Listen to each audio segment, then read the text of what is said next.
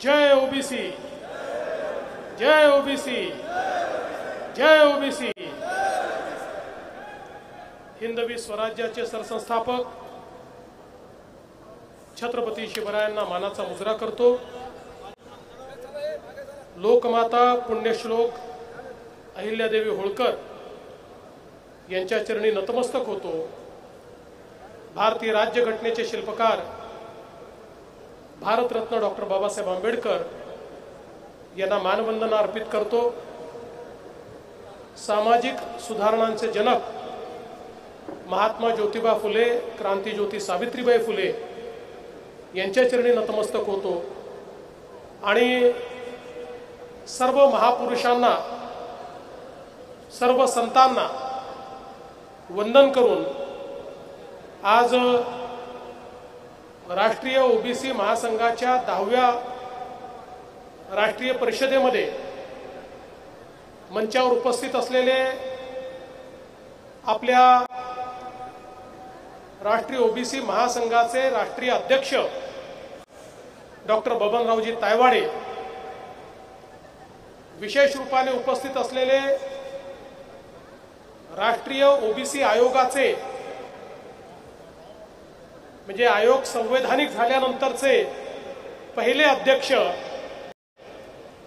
आपल्या सर्वांचे लाडके हंसराज भैया अहिर, आमचे मित्र माननीय महादेवरावजी जानकर,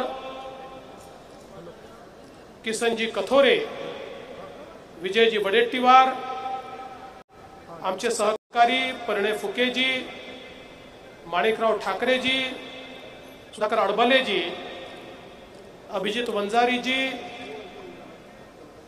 देवराव मुंगळेजी, बबनराव पाचोरेजी, विनाश वारजूकरजी, या ठिकाणी उपस्थित आमदार मधु नाईक, संजय देरकर, त्याचप्रमाणे जाजुला श्रीनिवास गौड, रामदासजी मसराम, श्री शंकरराव, मंचावर उपस्थित असलेले आपल्या या ओबीसी महासंघाचे सचिव आणि सातत्याने आमच्या परिणयजींसोबत जे या सगळ्या कामाचा पाठपुरावा करत असतात ते सचिनजी राजूरकर, दिनेशजी चोखारे, आमचे मित्र किरणजी पांडव, शेषरावजी येलेकर, परमेश्वरजी राऊत, इंद्रजीत सिंगजी, ज्योतिताई ढोकणे, सर्वेशजी बांदोडकर, प्रकाशजी साबळे, अशोकजी वालम, प्रकाशजी भांगरत, डॉक्टर अंजली निंबाळकर, श्री गिरीशजी चोडणकर,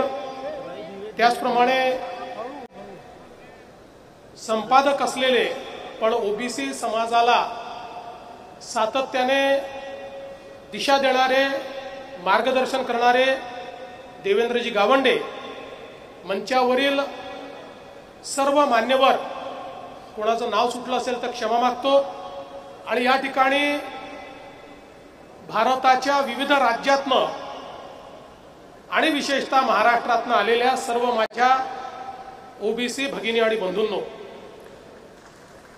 मी सर्वप्रथम या 10व्या राष्ट्रीय परिषदेच्या आपल्या सर्वांना अतिशय मनपूर्वक शुभेच्छा देतो आणि याच्या उद्घाटनाकरता बबनरावजींनी आणि महासंघाने मला निमंत्रित केलं त्याबद्दल मी आपल्या सर्वांचे आभार मानतो।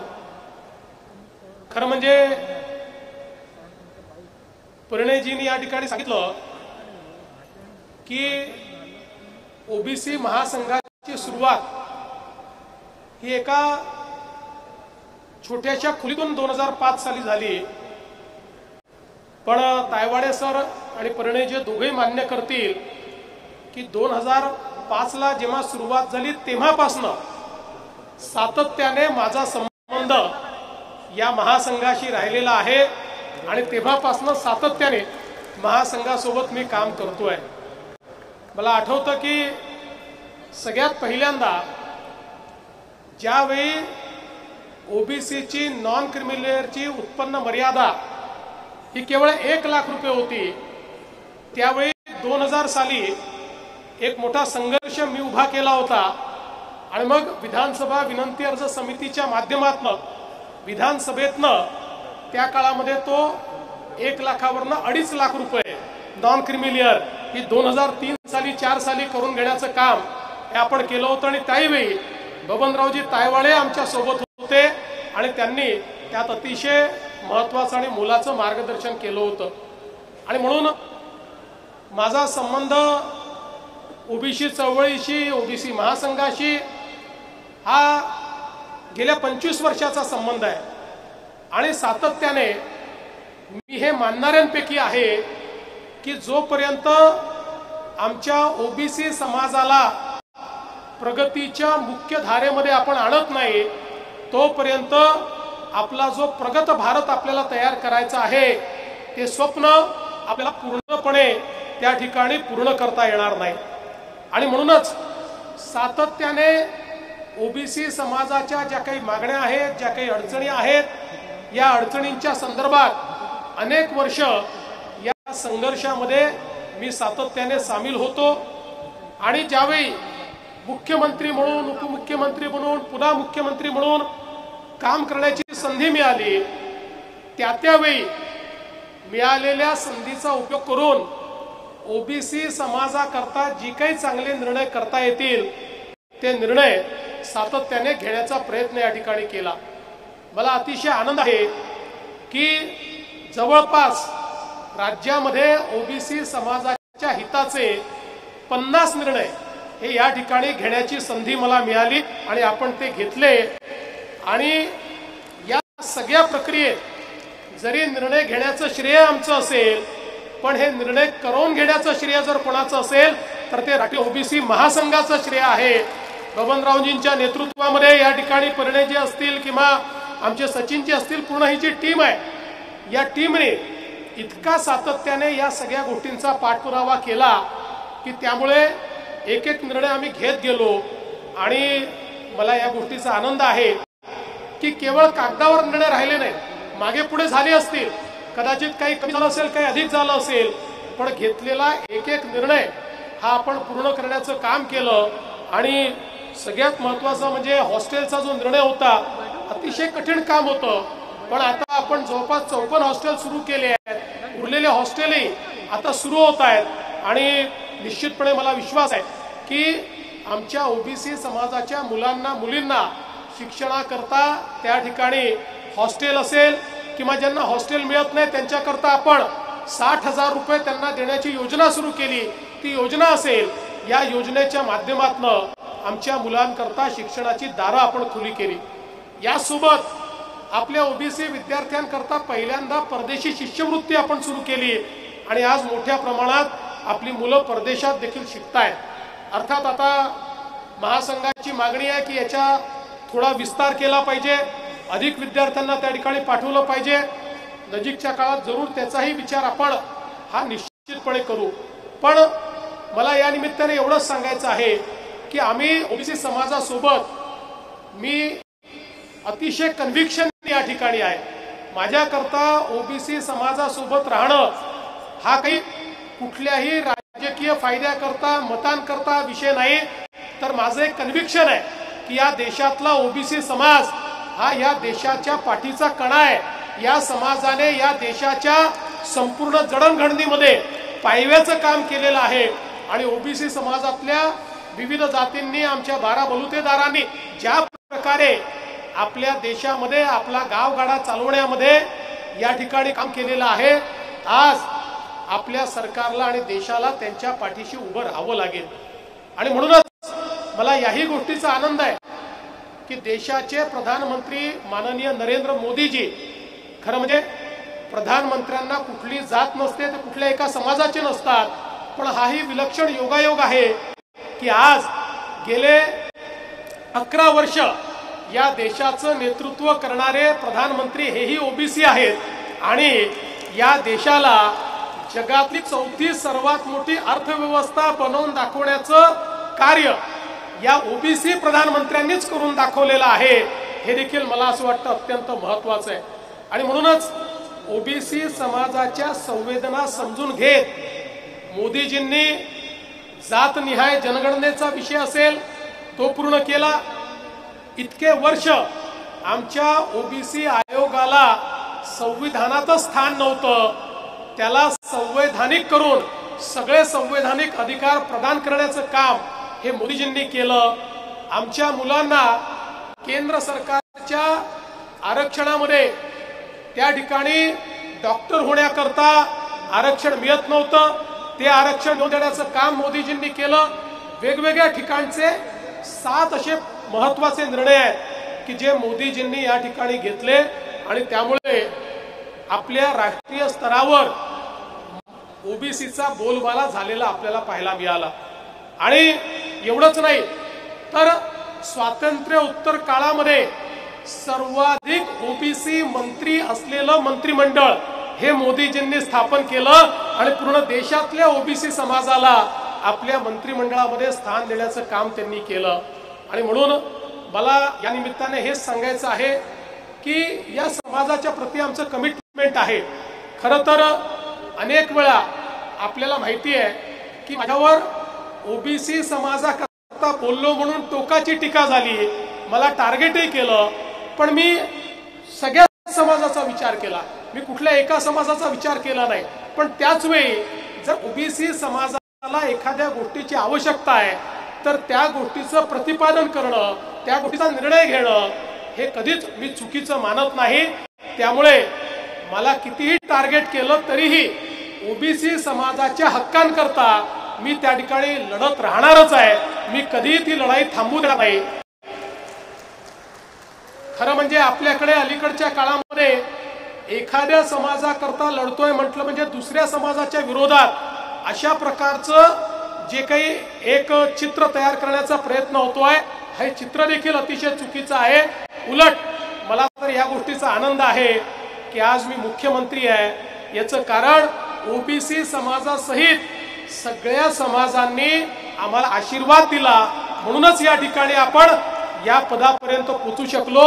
आणि म्हणूनच या समाजाचं उतराई होणं, या प्रत्येक समाजापर्यंत विकास पोचला पाहिजे। या ठिकाणी आमचा दलित समाज असो, आदिवासी समाज असो, ओबीसी समाज असो, मराठा समाज असो, धनगर समाज असो, सगळ्या समाजाचं कल्याण आपल्याला कसं करता येईल हा प्रयत्न आपला आहे। आणि म्हणूनच मला याही गोष्टीचा आनंद आहे की आपल्या ओबीसी समाजाचं राजकीय आरक्षण जे 2020 साली कोर्टाने काढून घेतलं, 2022 साली ते खंडित स्वरूपात आपल्याला प्राप्त झालं होतं, पण आपण त्याची लढाई सर्वोच्च न्यायालयात लढलो आणि मला सांगताना आनंद वाटतो की सर्वोच्च न्यायालयाने आपलं म्हणणं मान्य केलं आणि संपूर्ण 27% ओबीसीचं आरक्षण हे महानगरपालिका, नगरपालिका, नगरपंचायती, जिल्हा परिषद आणि ग्रामपंचायत मध्ये परत करण्याचं काम हे माननीय सर्वोच्च न्यायालयाने केलं। काही नतद्रष्ट लोक त्याच्या विरुद्ध पुन्हा कोर्टात गेले आणि कोर्टाला त्यांनी सांगितलं चुकीचं होत आहे, हे तुम्ही करू नका। पण माननीय सर्वोच्च न्यायालयाचे मी आभार मानतो, परवा त्यांनी ती पिटिशन त्या ठिकाणी डिसमिस केली आणि सांगितलं ओबीसीला पूर्ण 27% आरक्षण हे या ठिकाणी मिळेल। आणि मला असं वाटतं एक महत्त्वाचा निर्णय हा आपण या निमित्ताने करू शकलो। आणि म्हणून आज मी पुन्हा एकदा आपल्याला हे आश्वस्त करण्याकरता आलो आहे। खरं म्हणजे मागच्या काळामध्ये आपण ज्या ज्या मागण्या केल्या त्या मागण्या पूर्ण करण्याचा प्रयत्न आपण केला। आता आज पुन्हा नवीन मागण्या आलेल्या आहेत। समाजाचं कार्य असंच असलं पाहिजे, समाजाचे नेते हे जर सॅटिस्फाय झाले तर समाजाचं कल्याण होत नाही। त्यामुळे एक मागणी मान्य झाली की दुसरी मागणी मांडलीच पाहिजे। त्यामुळे आज पुन्हा एकदा बबनरावजींनी 76 मागण्या मांडलेल्या आहेत। या 76 मागण्यांपैकी मला असं वाटतं 24 मागण्या केंद्र सरकारच्या आहेत, त्या हंसराज भैयांच्या मार्फत आपण केंद्र सरकारकडे पाठवू। जवळपास 26-25 मागण्या राज्य सरकारच्या महाराष्ट्राच्या आहेत, त्याच्यावर मी काम करेन, मी तुम्हाला आश्वस्त करतो। तुम्हाला माहिती आहे यापूर्वी मी जितके वेळा सांगितलं मी त्या पूर्णही करतो आणि तुम्हाला कळवतो देखील आणि तुम्हाला सोबत घेऊन प्रत्येक वेळी पूर्ण करतो। त्यामुळे या 25 मागण्यांकरता मी असेन, आमचे शिंदे साहेब असतील, अजितदादा असतील, आम्ही तुम्हाला एक गोष्टीची या ठिकाणी शाश्वती देतो 300 कोटी 400 कोटी तुम्ही काही चिंता करू नका, किती दिसतायत दर अधिवेशनात आम्ही पुरवणी मागण्यांच्या माध्यमातून पैसे देतो। त्यामुळे कुठेही ओबीसी समाजाकरता निधीची कमतरता आम्ही पडू देणार नाही। त्याला जे काही पैसे लागतील ते आपण निश्चितपणे त्या ठिकाणी देऊ आणि या मागण्या आपण पूर्ण करू। आणि जवळपास 25 मागण्या या तुम्ही गोवा सरकार करता देखील दिल्या आहेत। त्यामुळे गोव्याचे आमचे मुख्यमंत्री डॉक्टर प्रमोद सावंत हे अधिवेशन संपवून या ठिकाणी येणार आहेत। ते माझे मित्र देखील आहेत। त्यामुळे आपल्या वतीनं या मागण्या त्यांच्यापर्यंतही पोहोचवण्याचं काम आपला दूत म्हणून या ठिकाणी मी निश्चितपणे करेन। आणि महाराष्ट्राप्रमाणे गोव्यामध्येही आमच्या ओबीसी समाजाकरता काही चांगले निर्णय जे तुम्हाला अपेक्षित आहेत ते निर्णय या ठिकाणी झाले पाहिजेत, अशा प्रकारचा प्रयत्न आपण करू। येत्या काळामध्ये अनेक गोष्टी आपल्याला करायच्या आहेत। नागपूरचं ओबीसी भवन जे मला असं वाटतं की आपल्या राष्ट्रीय ओबीसी समाजाकरता एक महत्त्वाच्या अशा प्रकारची ती वास्तू आहे। 38 कोटी रुपये आपण दिले आहेत। आपण कुठल्याही परिस्थितीमध्ये येत्या काही काळामध्ये त्याचं काम सुरू करू आणि 2-1.5-2 वर्षामध्ये ते काम पूर्ण करून एक अतिशय भव्य अशा प्रकारचं ओबीसी भवन हे राष्ट्रीय ओबीसी महासंघाला देऊ, जिथनं संपूर्ण देशाचं काम हे आपला राष्ट्रीय ओबीसी महासंघ करेल आणि ओबीसी समाजातल्या विविध घटकांचे ज्या अडचणी आहेत त्या सोडवण्याचं कार्य या ठिकाणी होईल। आज या निमित्ताने मी आपले आभार मानतो। खरं म्हणजे सगळे वक्ते या ठिकाणी आहेत, सगळ्यांची भाषणं होणार आहेत, पण मला पुढच्या कार्यक्रमाकरता या ठिकाणी जायचं आहे आणि म्हणून मी पहिल्यांदा भाषण करण्याची आणि तसेही मला तुम्ही उद्घाटक म्हणून बोलवलंय, त्यामुळे उद्घाटकाचं भाषण हे पहिलंच होतं आणि म्हणून मी या ठिकाणी या राष्ट्रीय ओबीसी महासंघाच्या 10व्या राष्ट्रीय परिषदेचं उद्घाटन झालं असं घोषित करतो।